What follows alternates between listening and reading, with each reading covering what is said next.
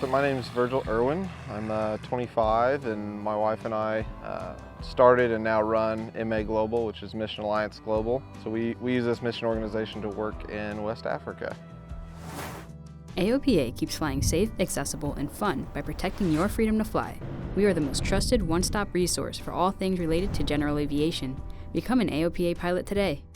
So I started doing work really in Central America when I was in high school. Spent a lot of time in Costa Rica and Nicaragua area.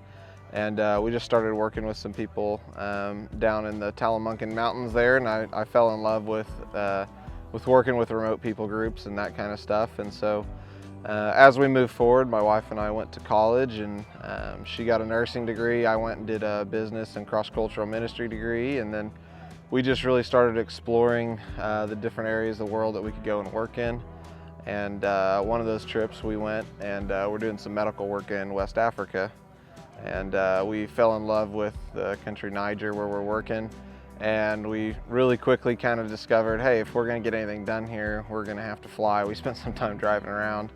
And so that's where flying came in. I came back, started learning, got my pilot's license, and learned from an old retired mission pilot who was 82 years old when I started flying with him. And I fell in love with aviation out of a need, and it's cool to be able to use something that you got a passion for. Our slogan, so that all may know, how we kind of fulfill that, or how we work that out, is we come in and we serve the people, whether they're Muslim, whether they're animistic, whatever they may be. We come in and we serve them, and if they want to hear along the way and hear the gospel, we share it with them, but we serve them regardless. So through the services that we provide and through servicing these different forgotten people, our goal is that so that all may know, they may know who the Lord is.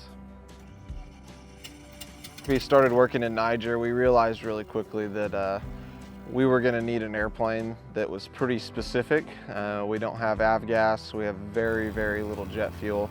And we needed an airplane that could make long cross-country runs, as well as land and take off on some 500-foot dirt strips and things like that. I had called Bearhawk looking for an airplane, and at the time they had their 4-seat model.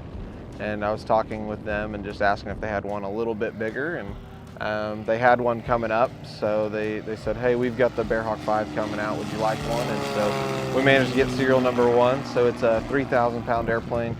Carries almost 1,400 pounds, cruises in the 140 to 150 mile an hour range, and stalls in the low 40s. And so what that lets us do is, with one airplane, we can do both our bush service as well as flying between the other major cities and doing cross countries. And then being on the experimental side, we're able to run some of the latest state-of-the-art injections and ignition systems that lets us do that on 91 octane auto fuel. So it's got a 290 horse 540. With a computer-controlled FADEC ignition injection system, and so far it really does just about everything well. So to build an airplane for a specific mission, you're going to do some modifications you wouldn't normally do.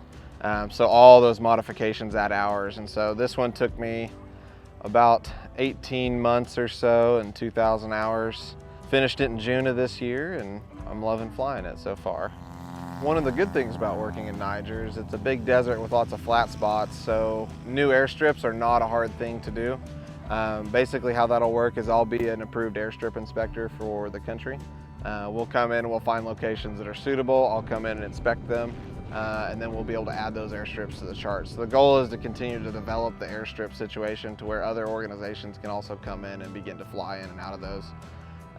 So this airplane will be doing a lot of airstrip development. It'll be the first one going in and making sure it's doable.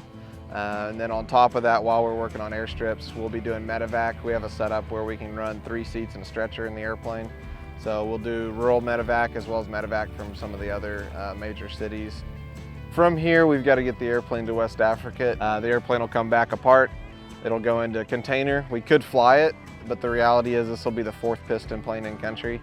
So we have to ship every single part we need, drums of oil. I mean, everything you can think of to run an airplane for 2,000 hours has to go with the airplane. So the decision was to ship a 40-foot container. We'll take the airplane apart and pack it with basically an entire FBO worth of maintenance facility. And it'll go over, and then we've got a facility there that we're working on that'll be a 2,500-foot dirt strip and hangar and all that kind of stuff to be based out of. So As soon as the country's stabilized, we'll start getting all our paperwork in order. Building airplanes is easy, the paperwork's hard. So we got to start working on that, but once we get that sorted out, we'll get it shipped over.